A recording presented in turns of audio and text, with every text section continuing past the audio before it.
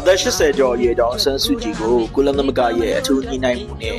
မယောင်းလိုက်တို့ဘက်ကလှုပ်ပေးဖို့အတွက်သဘောတူညီလိုက်ပြီဖြစ်ကြောင်းဒါ NUG အတိုင်းဝိုင်းနဲ့ကုလသမဂ္ဂနဲ့ဆက်ဆက်တဲ့အတိုင်းဝိုင်းကနေပြီးတော့မနေ့ကတရားဝင်ကိုပြောကြားလာခဲ့တယ်ပေါ့နော်။တောင်ဆန်းစုကြည်ဆယ်လပိုင်း19ရက်နေ့မှာလွတ်ဖို့အတွက်လုံးဝကိုတေးချသွားပြီဖြစ်ကြောင်းအသီးလင်းကိုသူတို့ဘက်ကနေပြီးတော့အာမခံလာခဲ့တယ်ပေါ့နော်ဆိုတော့ဒေါန်ဆန်းစုကြည်ကဒီအပိုင်းမှာလုံးဝအကြမ်းမာရေးအခြေအနေဆိုးရွားတဲ့နေထားမျိုးတွေ online ပေါ်မှာပေါက်ကြားလာတယ်ဆိုတော့မင်း online တို့ကိုတရုတ်ကနော်ကျွန်တော်တို့အကြံပေးချရှိပါတယ်အခုတနိုင်ငံလုံးမှာဘုံတွေပေါက်နေအထူးသဖြင့်ရောင်မျိုးမှာဘုံတွေပေါက်နေဘာကြောင့်လဲဆိုတော့ရေကောက်ပွဲမလို့လားဘူးရေကောက်ပွဲမဖြစ်အောင်လုပ်မယ်ဆက်စလာပိုင်းမှာပုံမျိုးပြီးတော့ဖောက်ခွဲမယ်တဲ့ဗျာနော်မဲုံတွေကိုဖောက်ခွဲပြမယ်လို့ဆိုထားတယ်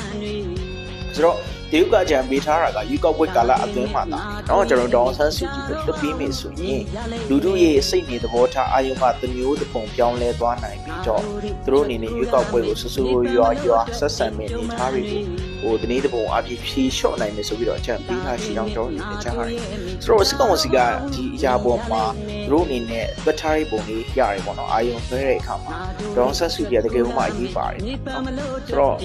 စစ်ကောင်စီအနေနဲ့အခုလိုမျိုးသဘောတူညီလိုက်တာဖြစ်နိုင်တယ်ပေါ့နော်ဆိုတော့ဆက်ဆက်ပြီးကြည့်မယ်ဆိုရင်ဒေါ်လာရေးနော်ဒေါ်လာရေး PDF တွေပြောတာလုံးဝသူတို့ကပြောတဲ့အတိုင်းတကယ်ကိုလုံးနော်မနေ့ကဆိုရင်လည်းဒါဗဟန်းကမြို့မရဲစကန်ကိုရောင်းသွားဗဟန်းမြို့ကမြို့မရဲစကန်ကိုဖောက်ခွဲလိုက်တယ်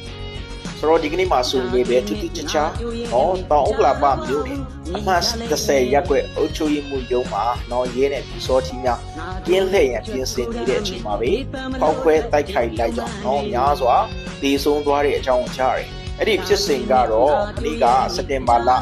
30ရက်နေ့နော်ည9:45မိနစ်မှာဖြစ်သွားခဲ့တာဖြစ်ပါတယ်။ထပ်မံပြီးတော့လေကျွန်တော်တို့ဒီနေ့ကြားတာလေ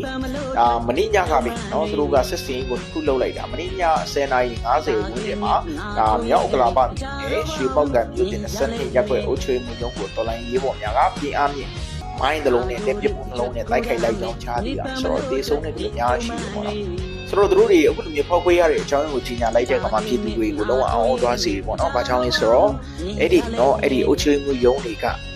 တကယ်ကိုမှဘယ်လိုပြောရမလဲရွေးကောက်ပွဲအတွက်ပြင်ဆင်နေတဲ့နော်ဒါလောက်ရမျိုးတွေ